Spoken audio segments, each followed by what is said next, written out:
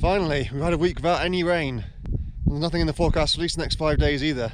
I think that's the first time I can say that since week 1, so finally a bit of positive news to start with. So I said last week that we're expecting to have constant snow for probably next 2 or 3 days after I posted the video. In actual fact, we had snow for probably the next 5 or 6 days. It was only very, very light, so the actual total accumulations weren't much at all, but just enough to constantly keep filling in the tracks and freshening out the piste, so yeah. Don't expect to find a huge amount of snow in resort, however, especially if you're staying in Chamonix or Les Ouches. There's virtually none down that end of the valley. A little bit more if you're up at Argentière or the Tour, but still, as I said, total amounts is very, very small. But it's cold, it's been cloudy or foggy for like the last 5 or 6 days, so what we have has been staying, so yeah.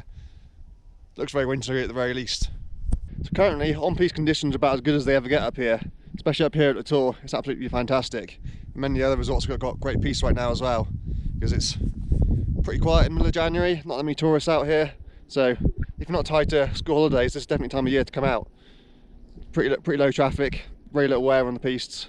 But in terms of off-piste, despite the fact that it snowed for nearly 6 days, we also had a lot of wind during that time, so unfortunately in the Chamonix area itself, that's pretty much ruined all the off-piste that wasn't already tracked out anyway, and yeah, it's Chamonix, so virtually everything is tracked out by 11 AM on a powder day either way.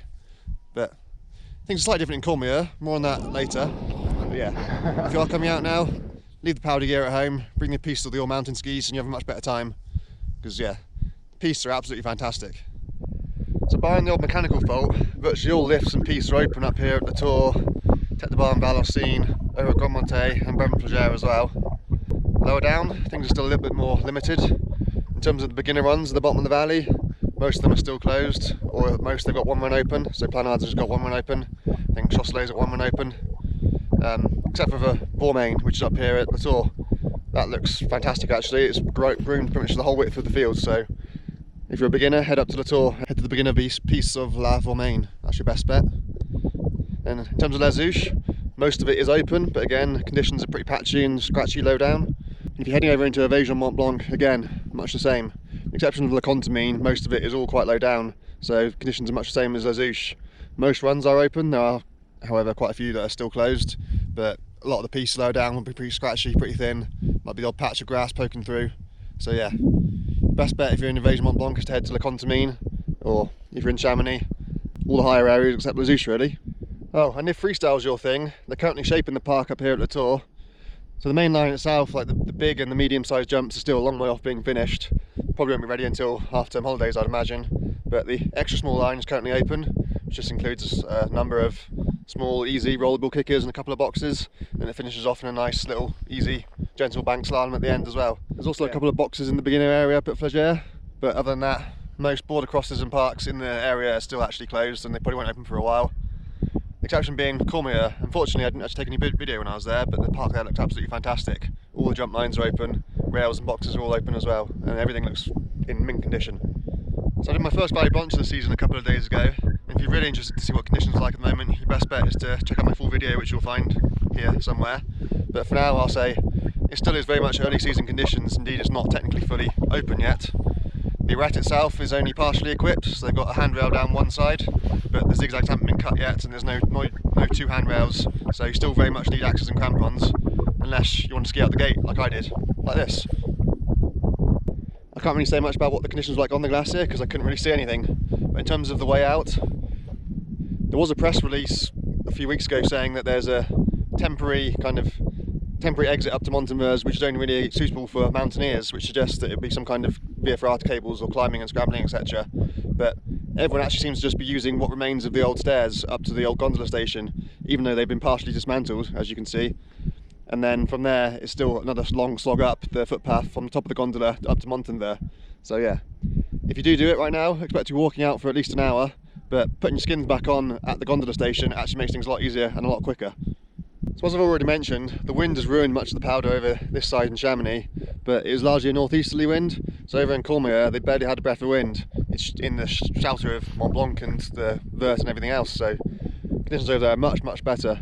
So I was there yesterday, and it was maybe 4 days after the last big dump of snow. Again, they'd had pretty much like snow constantly for the last 5 or 6 days, but the biggest dump of snow was right at the start of the snowy period. And yeah, still after 4 days of very little snow, you can still find almost completely untouched powder just off the lifts, so it's absolutely fantastic. And I love it in Courmayeur anyway, regardless of what the conditions are like. Everything just always seems to be nicer there, friendlier there. The snow's usually better there. But yeah, that's definitely the case this week. So yeah, we were basically doing top to bottom laps from the top of the very top cable car up, I think, and you can ski all the way down into Courmayeur, into the town, which granted it was quite thin and scratchy at the bottom, very much combat skiing, but you get like 1800 meters of vertical in one run there, so it was absolutely amazing. Something which I've not really mentioned so far in this snow report series is the ice climbing conditions, largely because there hasn't really been any. The ice was starting to form readily at the start of December, and then that 6 days of rain came and washed it all away. So in the valley there's still no ice, and that'll be the case for a while yet. But up at mid-mountain the ice conditions are actually pretty good. So I went to climb at the Rive Gauche to Glacier d'Argentière earlier this week on the Classic Défilante, which is just basically the standard grade 4 there, and it was really fat, really wide. There's room for multiple parties to be climbing at the same time, and many of the other classics on that part of the crag are all seeing lots of action as well. Lots of people, you could hear them climbing around the corner and see them topping out on different routes. The ice also seems to be well formed on Rive Droite, which is across the other side of the valley from the Rive Gauche, and while I have no first-hand accounts of what it's like over there, we could hear at least one party there climbing, so it's definitely been seeing some ascents over there too. And then also Cascade de Lauria, which you might be able to see over there. Again, I've got no first-hand information on what it's like. I don't even know if anyone's climbed it yet this season, but it definitely looks fully formed, looks fat, so I'm sure that goes as well too. And then there's also plenty of mixed climbs above the Plan de Guy, which are in acceptable condition. People have been getting out fairly regularly. Again, I've not been out there myself, but a lot of the climbs there will be in condition right now, and they'll stay that way for a while. So if you are coming out here and you're a little bit disappointed at the lack of powder, maybe bring your axes and go climbing instead. So I'll give you a little bit of information on the weather forecast which I use. Of course, everyone have their different preferences. It's definitely advisable to check more than one forecast, as you'll quite often see some fairly large differences between the forecasts. But personally, I tend to use snowforecast.com or mountainforecast.com. It's the same forecast, just one is centred on a ski resort, i.e. La Tour, and the other is centred on a mountain peak, i.e. the Guy Vert. But yeah, the computer model is the same, so the information is the same, just the specific location is different. And that's really good for the big picture. You would have seen I would have been using it in my previous snow report videos. It's very good visual reference of what the freezing level is going to be like, how much snow you're going to get basically. I mean, don't take the numbers too literally. It's not the most accurate forecast all the time. So if it says it's going to get 30 centimetres of snow, you might only get 10. Sometimes you might get 60. But yeah, generally speaking, if there's big numbers in terms of snowfall totals, you know you're going to get heavy snow. If there's small numbers, you might not get any. So that's a good reference point. And again, same with the freezing levels. If it says 2,200, it might be 2,100, it might be 2,500, but it's always in the right ballpark, and you can get a very good idea of what the weather pattern is doing just by looking at that. Then I also use the BBC long range forecast, the 8 to 10 day forecasts. You can get this anywhere in the world. You don't need a VPN. I'm using it here just on the French network. And while that is of course centred on the UK and the British Isles, it shows you the big picture as well. It often zooms out to show you the whole of Western Europe. Indeed, sometimes it shows you the whole of the North Atlantic. So, especially if you know a little bit about how the weather works and how weather systems work, you can generally infer what's happening just by looking at that. And indeed, the BBC weather forecast in general was excellent for educating the listeners and the viewers. So if you don't know much about weather forecasts, give it a watch anyway, because they'll often tell you what different things mean: high pressure, low pressure, jet stream, sudden stratospheric warming, all these various things they'll explain. So yeah, that's definitely a good resource to get the big picture too, even though it's not concentrated on the Alps and definitely not concentrating on Chamonix. Of course, they also make videos for European forecasts, and North America, Africa, all the other continents as well, but they'll only give you 1 or 2 days, whereas yeah, the long range forecast gives you 8 to 10 days, so that's definitely a better option to choose from. In terms of more specific, shorter range forecasts, chamonix.com give an excellent weather forecast. Again, it's not always the most accurate, but it's definitely one of the most usable in terms of how it looks, how it reads.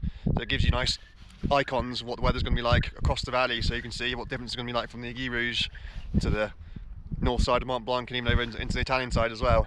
And again, it shows you freezing levels, snowfall accumulations, that kind of thing. So it's a really good, really easy to use visual reference point.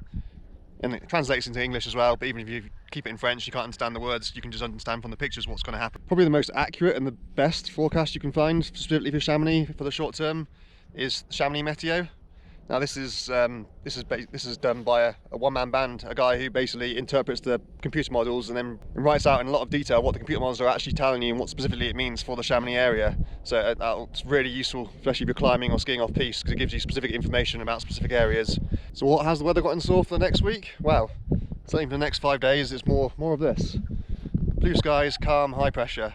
There's an inversion in the valley, and sometimes you might be stuck under fog layer, but for now, up on the piste, absolutely glorious. It's cold, but if you're out of the wind and in the sun, it's not too cold, and especially if you're on a west-facing slope in the afternoon, it's pretty pleasant. So yeah, it's going to stay like this for the next 5 days at least. There are suggestions that there's going to be fronts pushing in 6-7 days out, but there always seems to be suggestions that there's going to be fronts pushing in 6-7 days out, and that keeps moving back. So only time will tell if that actually happens. But yeah, for now at least, it's cold, it's dry, it's crisp, piste conditions are excellent, so come out and make the most of it.